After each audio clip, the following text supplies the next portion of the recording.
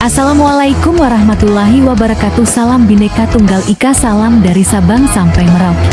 Berbeda-beda tetap satu tujuan, salam Pancasila NKRI harga mati. Mohon di subscribe ya sedulur semuanya. Nasab sudah selesai. Kalau Mbak Alwi bukan cucu Nabi Muhammad dari dalil ilmu nasab mustahil, dari dalil ilmu filolog manuskrip mustahil, dari dalil ilmu rijalul hadis mustahil, dari dalil ilmu sejarah mustahil, dari dalil DNA jangankan cucu Nabi Muhammad orang Arab saja bukan. 100% nasab Mbak Alwi sudah selesai, bukan cucu Nabi Muhammad tapi cucu Nabi Muhammad palsu.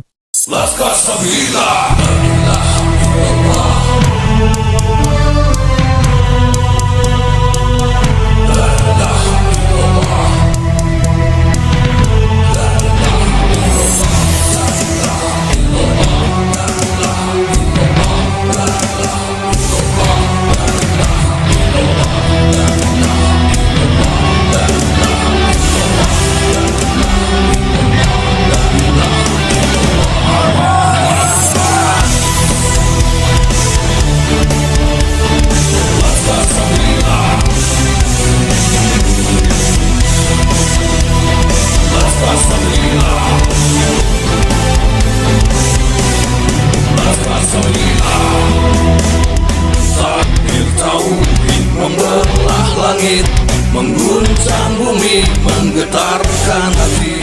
Makinlah pribumi, panggilan pertiwi, lantang berani ke arena suci. Klan Ba'alawi mengklaim dirinya istimewa dan ingin disanjung sebagai jurian Nabi Muhammad Sallallahu Alaihi Wasallam. Beratus tahun lamanya mereka dipuja dan dipuji, dielu-elukan, bahkan dikultuskan sebagai orang suci. Namun, kenyataan berkata lain. Dari mimbar gereja, dari penjara Yaman, hingga kampanye politik Katolik di Brazil, tersingkaplah wajah lain dari klan Ba'alawi. Sebuah hujah dari Imam Ibnu Hajar Al-Haytami mengguncang dasar klaim nasab mereka. Ini bukan fitnah, ini bukan tuduhan kosong, dan ini juga bukan kebencian. Agar bertambah tahu dan tidak gagal paham, simak narasi lengkapnya di video ini.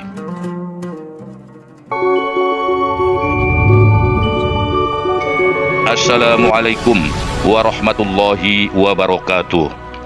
Dalam kitab Al-Fatawa Al-Hadisiyah halaman 199, Imam besar ahli hadis Imam Ibnu Hajar Al-Haytami mengungkap sesuatu yang amat mendalam tentang siapa sajakah yang dapat disahkan dalam klaimnya sebagai jurian Nabi Muhammad Sallallahu Alaihi Wasallam. Untuk mendapatkan teks asli bahasa Arab, silahkan buka kitab tersebut. Namun, jika diterjemahkan dalam bahasa Indonesia, Imam Ibnu Hajar menulis demikian. Jika kekufuran bisa terjadi kepada keluarga Nabi, nauzubillah, maka itulah yang dapat memutuskan hubungan dengan kemuliaan baginda Nabi Sallallahu Alaihi Wasallam.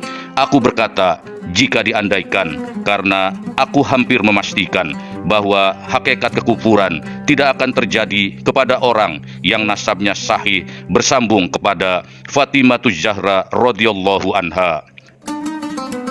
Apa yang ditulis oleh Imam Ibnu Hajar tersebut ibaratnya adalah sebuah paku bumi pertama dari gedung megah bernama klan Ba'alawi. Imam Ibnu Hajar dengan tegas menyatakan, jika seseorang mengaku sebagai keturunan Nabi tapi murtad atau kafir, maka pengakuan nasabnya itu terputus, sebab dirinya meyakini bahwa hakikat kekufuran itu tidak akan terjadi kepada orang yang nasabnya sahih tersambung kepada Fatimah Zahra radhiyallahu anha, putri Nabi Muhammad Sallallahu Alaihi Wasallam, ibunda dari Hasan dan Husain, di mana klaim atas keturunan Nabi berpongkol nasab. Jadi dengan demikian, pertanyaannya sederhana saja. Apakah klan Ba'alawi benar-benar dijaga Allah dari kekufuran dan kekafiran? Mari sama-sama kita uji dengan kenyataan. Bukti pertama, Thomas Riwu Assegaf. Nama ini menggegerkan Indonesia Thomas Ribu Assegaf, pendeta Kristen Protestan, aktif berkhotbah di mimbar gereja. Yang membuatnya heboh, dia bermarga Assegaf, salah satu marga terkemuka dari klan Ba'alawi. Assegaf, marga yang selama ini disakralkan, namun kini dipakai oleh seorang yang dalam pandangan Islam telah murtad dan dengan bangga menyebarkan ajaran Kristen.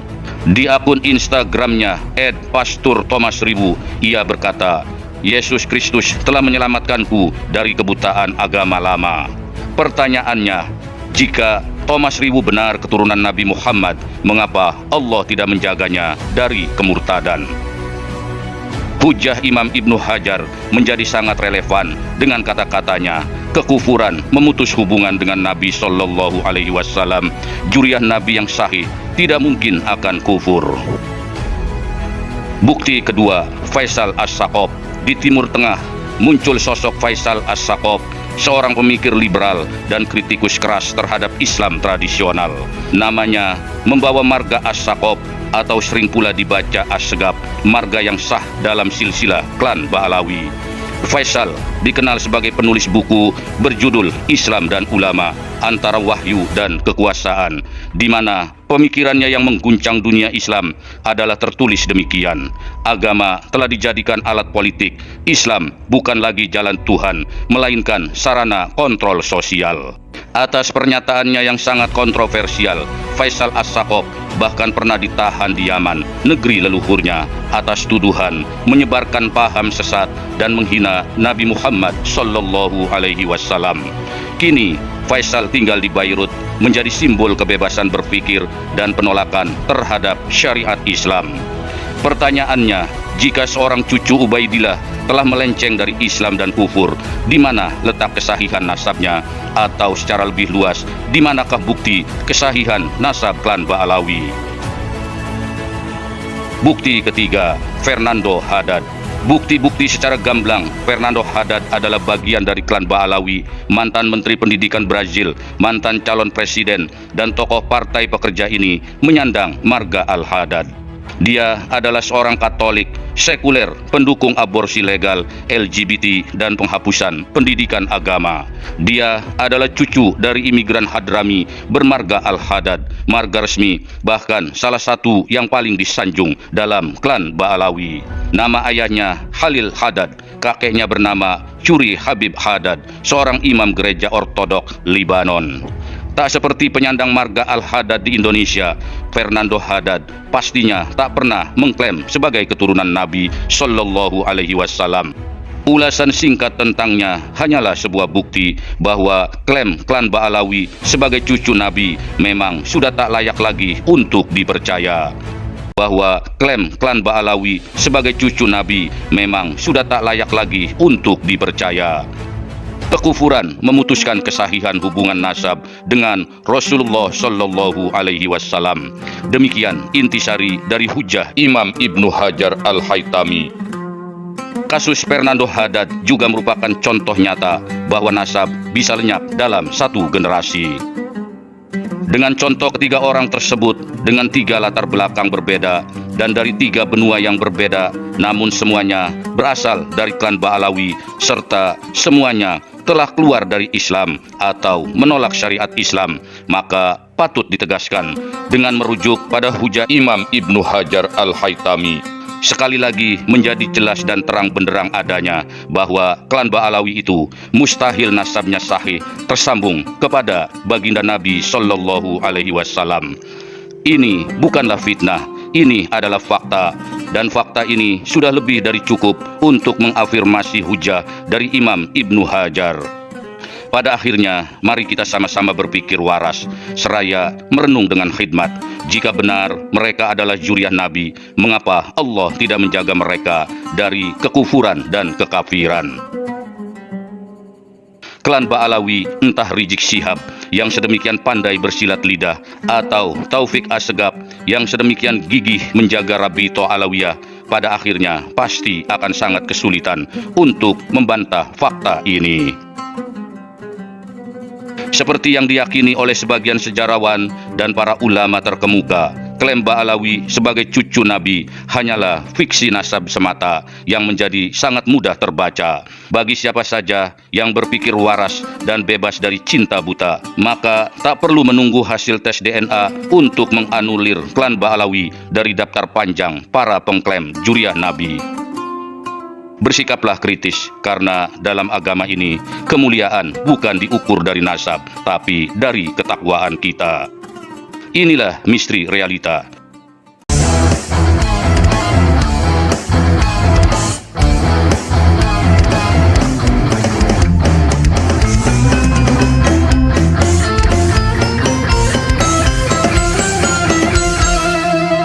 Jadikanlah hidup lebih berarti, jadikanlah laskar sang pemberani, membela ulama kiai pribumi, Rahwali Songo pewaris negeri.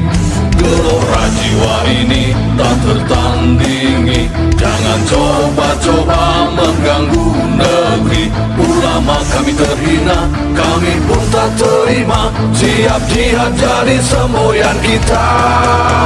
Kami adalah laskar sabilillah, pecinta Wali Songo dan para anbiya, pewaris peradaban Islam di Nusantara, hingga berkibar bangsa Indonesia. Kami perisai para ulama, sepenuh hati korbankan jiwa dan raga. Bila nanti tertulis jihad pilihan kami, Zahid bela agama dan negara. Kami terlahir di bumi pertiwi, terpatri suci sejarah negeri, korbankan darah nyawa leluhur kami. Jangan kau coba rubah dan kau pecundangi.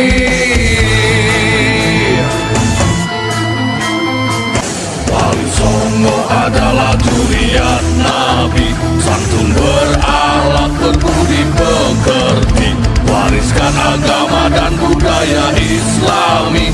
Jangan coba nodai kami, bela sampai mati. Kami adalah laskar sabilillah, tak akan gentar meskipun berkalang tanah, demi bela agama juga bela negara. Ikhlas jihad dan Zahid bersama ulama, relakan kami pergi dan berjuang, jadi perisai Rahwali dan kebenaran. Meski harus berkorban nyawa satu ibadah, demi kebenaran menang dan ditegakkan. Kami adalah laskar sabilillah, pecinta Wali Songo dan para anbiya, pewaris peradaban Islam di Nusantara, hingga berkibar bangsa Indonesia. Kami perisai para ulama, sepenuh hati korbankan jiwa dan raga. Bila nanti tertulis jihad pilihan kami, Zahid bela agama dan negara.